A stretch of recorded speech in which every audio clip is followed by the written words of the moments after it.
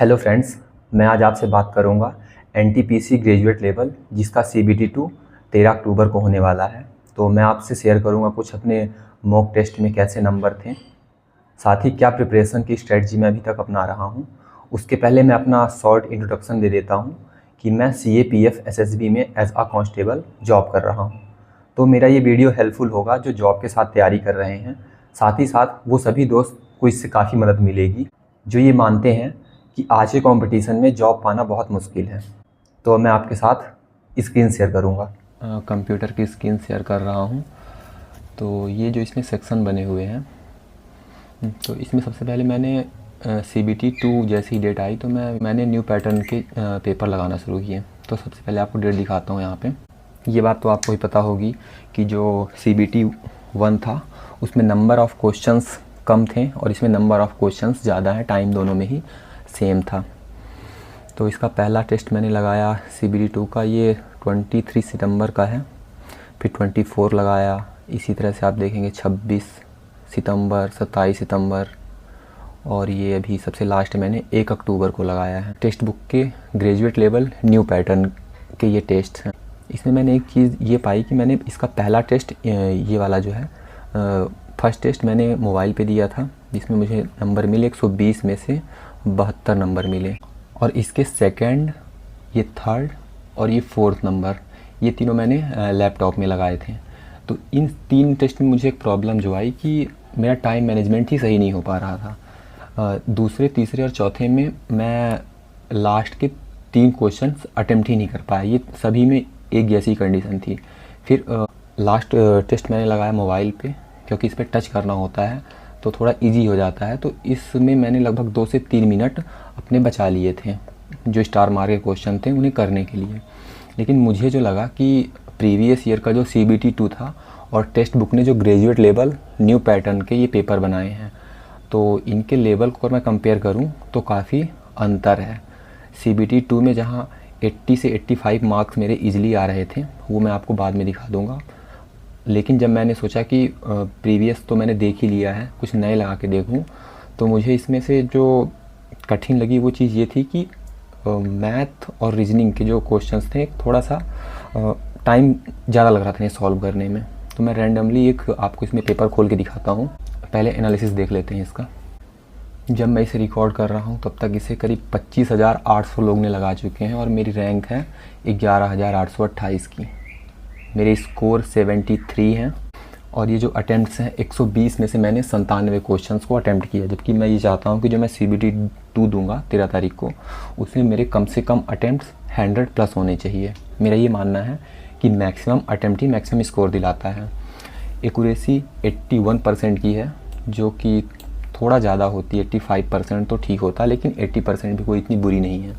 और जो परसेंटाइल है वो है 54.2।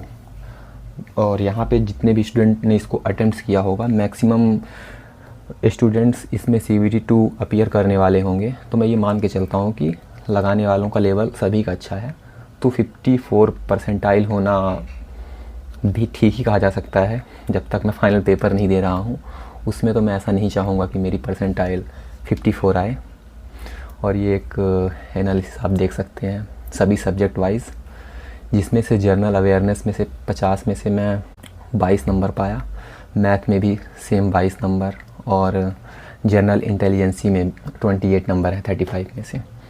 जबकि मेरा जो फर्स्ट पेपर था उसमें मैथ और रीजनिंग लगभग सभी सही थे, और जीएस तो ठीक ही है। अगर मैं 50% मार्क भी कर रहा हूँ तो मैं इसे बहुत अच्छा मानता हूँ।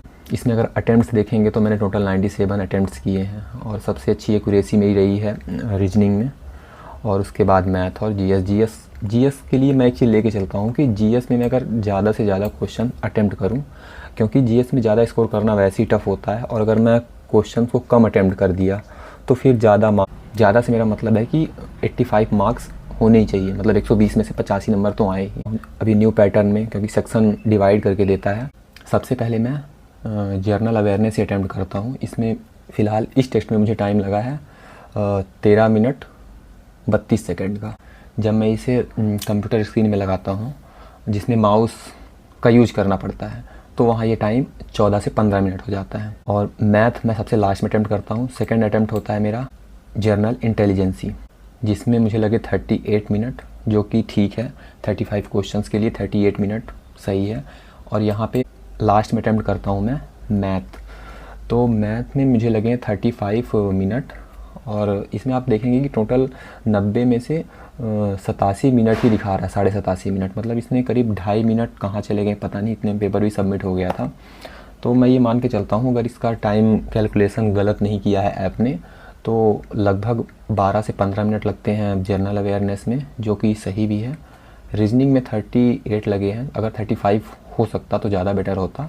और जितना भी समय बच रहा है, जो कि लगभग 38 से 40 मिनट हो, वो मैथ को मिले। अगर मैथ सॉल्व करने के बाद मेरे पास कुछ टाइम बचता है तो मैं उन क्वेश्चंस को करता हूँ जो मैंने रीजनिंग और मैथ में स्टार मार्क किए हैं। तो स्टार मार्क भी अटैम्प्ट करने का सबसे पहले मेरा तरीका ये होता है कि मैं सबसे पहले रीजनिंग के ही क्वेश्चंस को अटैम्प्ट करता हूँ। इसके बाद यदि कुछ टाइम बच जाता है तो फिर मैं मैथ के स्टार मार्क क्वेश्चन सॉल्व करता हूँ। उसके अलावा ये कुछ weak point, weak chapters, strong chapter और ऐसे इसने डिवाइड किया है। ये रैंक है, मतलब मेरे इतने नंबर आए तो मेरी रैंक इतनी है, अगर ज़्यादा जाती तो क्या होते, कम होती तो क्या होते। इस तरह से टॉपर के साथ कंपेयर भी किया है कि टॉपर ने कैसे सॉल्व किया और मैं कैसे सॉल्व किया हूँ, इसे भी आप देख सकते हैं। मैं एक टेस्ट आपको और दिखा देता हूँ। मैं इसे क्वेश्चंस तो नहीं दिखा रहा हूँ, क्योंकि अगर आप भी यहीं से क्वेश्चंस अटेम्प्ट कर रहे हैं तो आपको क्वेश्चन के बारे में आइडिया होगा। अभी आपके साथ मैं डिस्कस करता हूँ ना कि ये जो सबसे लास्ट में मैंने 1 अक्टूबर को टेस्ट लगाया है, यही न्यू पैटर्न का ही। तो इसको मैंने मोबाइल से अटैम्प्ट किया था, जिसमें मुझे टाइम मैनेजमेंट की भी दिक्कत नहीं हुई। तो इसका एनालिसिस पहले देख लेता हूँ, मैं आपके साथ शेयर करता हूँ। तो इस पेपर में मुझे एक चीज़ जो ठीक लगी वो ये थी कि मैं टाइम से पूरा पेपर कर लिया था। उसका एक कारण ये था कि मैं इसको मोबाइल से लगा रहा था।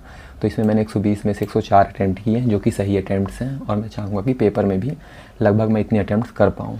एक्यूरेसी यहाँ 75% की थी, डाउन थी। मतलब पिछले पेपर्स में मैं जहाँ क्वेश्चंस कम अटेम्प्ट कर रहा था लेकिन एक्यूरेसी ठीक रह रही थी, 80%, यहाँ पे 75% आई। और परसेंटाइल लगभग 55% ही रह रहा है, तो इसमें 54% आ गया। और यहाँ पे मेरी रैंक है 8000 में से 3768 है, जो कि ठीक है। ये है सब्जेक्ट वाइज मैंने कैसे कैसे क्वेश्चन अटेम्प्ट किए और कितना कितना इसमें मुझे टाइम लगा।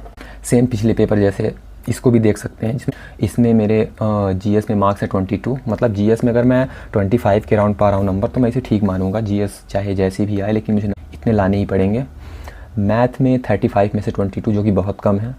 और मुझे अभी तक देख के ऐसा लग रहा है कि टेक्स्ट बुक ने जो ये टेस्ट बनाए हैं इसमें मैथ और रीजनिंग का लेवल हार्ड दिया है।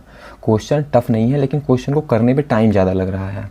जबकि CBT 1 और 2 में ये चेंजेस तो आने थे ही कि जो मैथ और रीजनिंग की है टफनेस तो बढ़ेगी, लेकिन पिछले ईयर से अगर मैं कंपैरिजन करूं जो इसके पहले CBT 2 हुआ था तो इतने टफ क्वेश्चंस नहीं थे। वहाँ मैं अगर पूरा पेपर अटेम्प्ट कर रहा हूँ तो 85 प्लस मैं इजीली स्कोर कर रहा था, लेकिन यहाँ 80 पहुँचना ही अपने आप में एक चैलेंज हो रहा है। मैथ में मैंने 35 में से 29 अटैम्प्ट किए और GS में फिर वही मैंने 42 अटैम्प्ट किए। मैक्सिमम मार्क की स्ट्रेटजी में लेके चलता हूँ। रीजनिंग में मैंने 33 अटैम्प्ट किए और इसमें से क्वेश्चंस कुछ मेरे रॉन्ग हो गए। और एक सबसे बड़ी दिक्कत मुझे भी ये आ रही है कि मैथ और रीजनिंग में मेरे क्वेश्चन रॉन्ग हो रहे हैं। मतलब जितने अटैम्प्ट कर रहा हूँ आप देखेंगे कि मैथ और रीजनिंग में एक्यूरेसी है जो 82% मैथ में है और रीजनिंग में है 84%, जो कि 90 से ऊपर ही होनी चाहिए। तभी मैं मानूंगा कि एक अच्छा स्कोरिंग और एक्यूरेसी मेंटेन करने के लिए बहुत ज़रूरी है। इसीलिए मेरी ओवरऑल एक्यूरेसी भी देखेंगे 75% आ गई है। जर्नल अवेयरनेस में अगर एक्यूरेसी 60 से ऊपर रहे 70 तक तो बहुत अच्छी मानी जाती है। और यहाँ पे टाइम अगर देखूँ तो 10 मिनट मुझे लगे जर्नल अवेयरनेस में। रीजनिंग और मैथ में मुझे 38 मिनट्स लगे हैं, जो कि ठीक ही था। इसमें से मुझे कुछ टाइम मिला था लगभग 4 मिनट, जिसमें मैंने कुछ स्टार मार्क क्वेश्चन किए। करीब मैंने 6 क्वेश्चन स्टार मार्क किया था, जिसमें से मैंने 3 अटेम्प्ट किए, 3 मैं नहीं कर पाया। ये स्केल है रैंक के हिसाब से जो मेरी 70 नंबर पे यहाँ पे दिख रही है। टॉपर के साथ कंपैरिजन किया है, टॉपर ने पाया 116 नंबर। यदि आप भी टेक्स्ट बुक से प्रैक्टिस कर रहे हैं तो आप भी अपना एक्सपीरियंस मेरे साथ साझा करें कि जो NTPC के CBT 2 1 और 2 की टेस्ट सीरीज़ है। उसमें आप जाएंगे तो ये यहाँ पे दिखेगा CBT 2 फुल टेस्ट, इसमें 40 टेस्ट हैं और उसमें न्यू पैटर्न्स के लगाएंगे। यदि आपने भी इन टेस्ट को अटेम्प्ट किया है तो आप भी बताएं कि आपके कितने नंबर आ रहे हैं और आपको क्या लगता है कि ये जो टेस्ट हैं ये सच में टफ़ बने हैं या फिर मेरे नंबर ही कम हो रहे हैं इसमें एक ख़ास बात ये है कि मैं जॉब के साथ तैयारी कर रहा हूँ।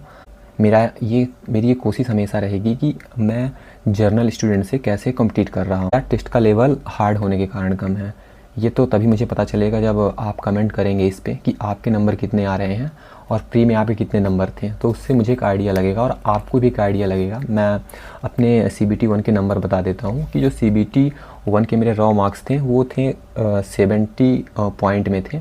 आफ्टर नॉर्मलाइजेशन ये हो गए थे 74.85 के करीब। तो इस तरह से मैं CBT 1 क्वालिफाई किया हूँ। एक बात तो है कि जॉब के साथ प्रिपरेशन करना काफ़ी टफ़ होता है, लेकिन फिर भी मैं ट्राई कर रहा हूँ। अंडर ग्रेजुएट की मैंने 3 इवेंट रिकॉर्ड करके अपलोड किए थे, जिसमें मैं CBT 1 के पहले रिकॉर्ड किया था। CBT 1 के बाद मैंने बताया कैसे मैंने अटेम्प्ट्स किए और उसके बाद जब आंसर की आई थी तो मैंने उसके बारे में भी जानकारी आप लोगों के साथ साझा किया था। तो अभी मैं इसका CBT 2 भी रिकॉर्ड कर रहा हूँ एग्ज़ाम देने के पहले, और एग्ज़ाम देने के बाद बताऊँगा कि मॉक प्रैक्टिस से कितना मैच किया और मेरे वहाँ अटेम्प्ट्स कितने रहे। यदि आपके कोई सुझाव हैं तो आप मुझे ज़रूर दें। यदि आप मुझसे कुछ पूछना चाहते हैं तो वो भी ज़रूर पूछें। Thank you.